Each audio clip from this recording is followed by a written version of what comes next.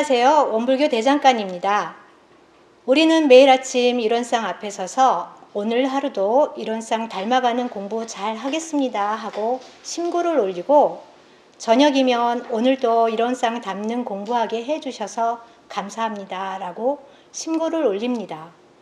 원불교에서 수행이란 무엇인지, 공부인들의 일원상을 닮아가는 공부가 무엇인지 들어보겠습니다. 일원상 수행이 뭐예요? 얼마 전 타종교를 다니는 사람하고 대화를 하게 됐거든요.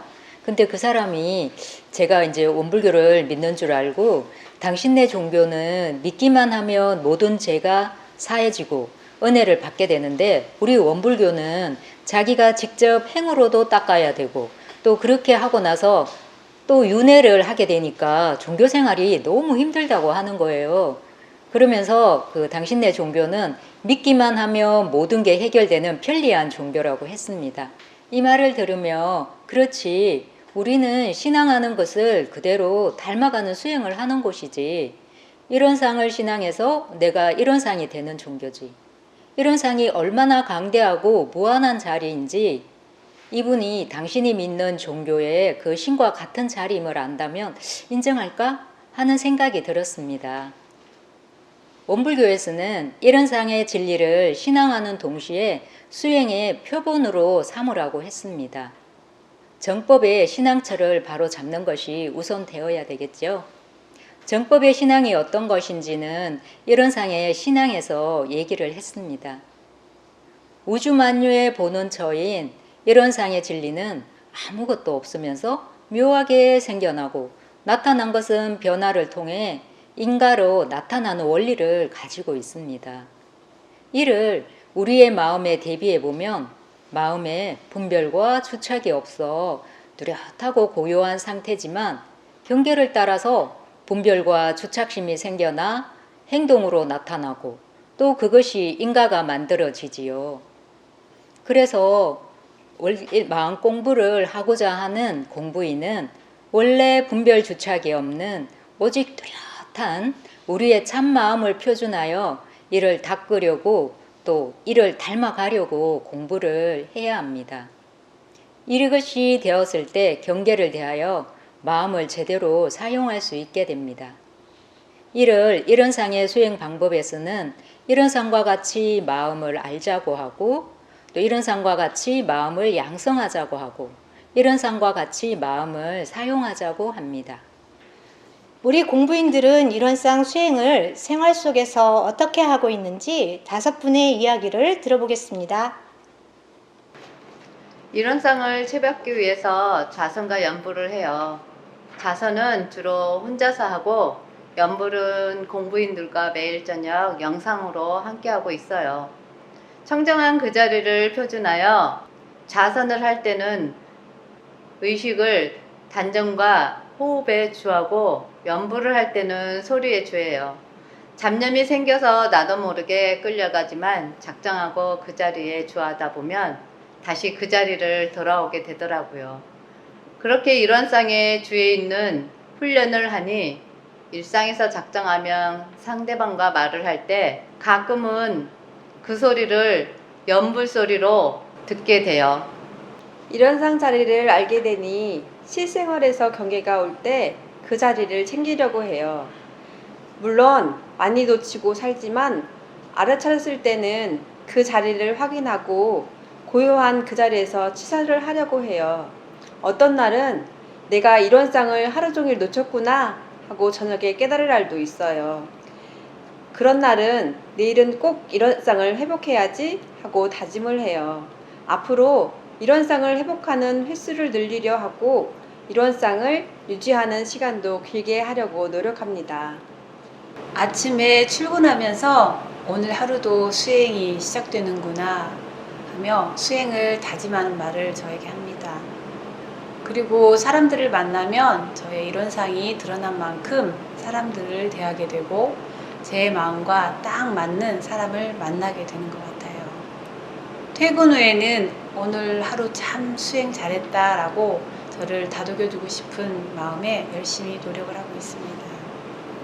비록 천천히 가지만 이 길을 놓지 않고 가면 분명 이론상을 자유자재로 부렸을 수 있는 보훈자가 되어 있으리라 믿습니다. 우주만유의 본원인 이론상에서 나온 것들을 대종사님은 사언으로 밝혀주셨는데요. 이 사언을 통해서 우리가 은혜도 받고 죄도 받는 것을 믿기에 사언에 보훈하려고 노력하고 있습니다. 천지의 응용무념한 도를 따라 마음을 쓸 때 상없이 쓰고 부모님의 길러주신 은혜를 생각하며 무자력한 사람을 돕고 동포에게 도움받은 것을 생각하여 자리이타행을 하고 법률에게 은혜 입은 내역을 알아서 법률을 잘 지키려 하고 있어요. 이 방법이 가장 실질적이고 빠른 공부법이라 하니 일상에서 사은보훈을 실천하려고 합니다. 이론상을 챙기는 것이 잘 되지 않을 때 왜 그럴까 고민을 한 적이 있어요.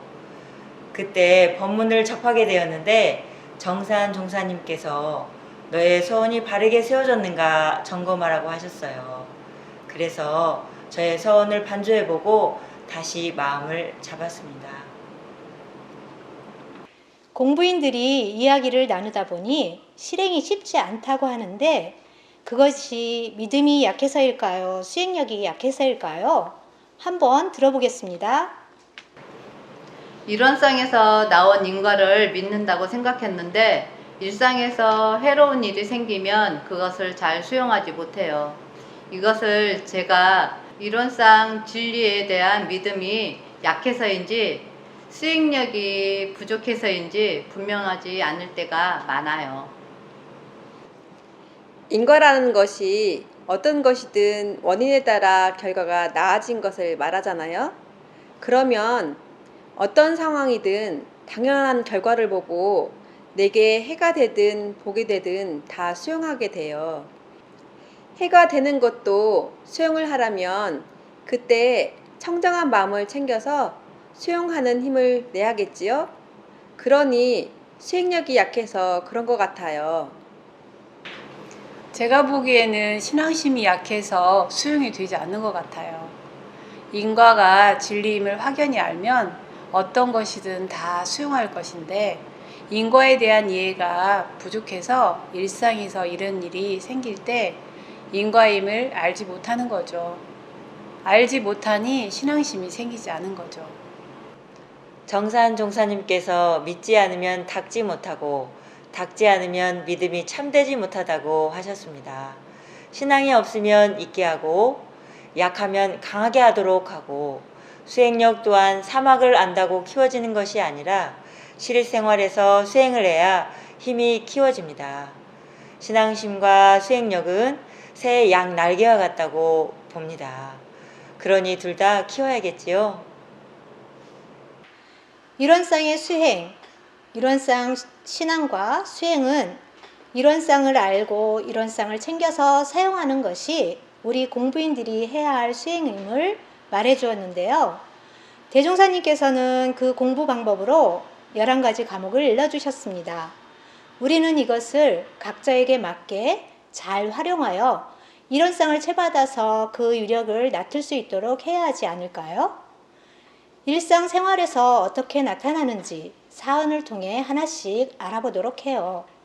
다음 주에는 사언의 첫 번째인 천지은으로 만나 뵙겠습니다.